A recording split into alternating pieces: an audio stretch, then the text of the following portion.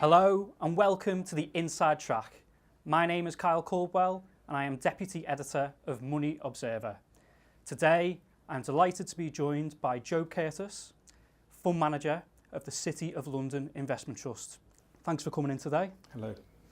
I was wondering if you could now talk to us about recent portfolio changes that have been made in the Trust. Yes, well, in recent months we bought one new holding, which is Ferguson, which is a company listed in London, but it is 86% of its business in the US. It's one of the leading builders merchants over there, and it looks very cheap, provided one has a reasonably sanguine view of the US economy, as I do going forward. In addition, we've made some additions to existing holdings. In the consumer space, we've added to Reckitt Benckiser, which is an international consumer goods company, both in developed markets and emerging markets. In the UK, it's known for brands like Strepsils, it's consumer health and household goods. In addition, we've added to Royal Dutch Shell, which is our biggest holding, which is a very attractive 6% dividend yield, which looks sustainable. And in amongst domestic stocks, Lloyds Bank, where we've added to our holding, which has been, I think, hit a bit on Brexit fears and looks very undervalued.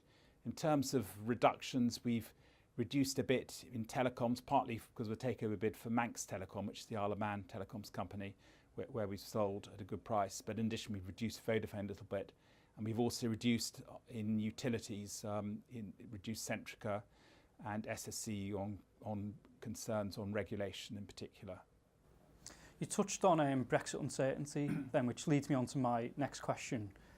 How is it being a UK investor at the moment? Well, I think the uncertainty has put off investors globally, and as a result, the UK stock market's looking very cheap at the moment on an international basis. So obviously, as the day we're talking, it's difficult to actually forecast exactly what's going to happen with Brexit and when the uncertainty is going to clear. But I would say that the UK market is good value. It's offering a dividend yield of slightly over 4%. So if provided you're willing to be patient and put up with a bit of volatility, you're sort of being paid while you wait for the value to emerge. So I think there's some good opportunity to buy some excellent companies at a decent rating.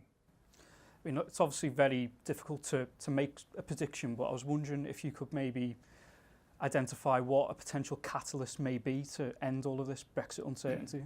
I think that's really beyond me, and I think it's beyond most people at the moment. I think it's very difficult to know, exactly what the catalyst is. It's an incredibly complicated situation, but I think certainly, at the moment, as we're talking today, we're at a period of maximum uncertainty as to the whole process, and I think to the extent the uncertainty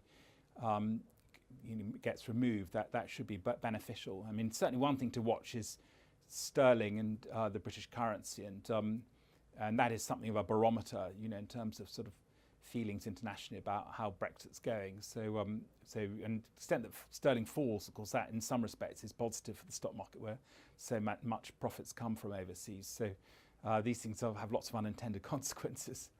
Great. Thank you very much for your time, Joe. Thank you.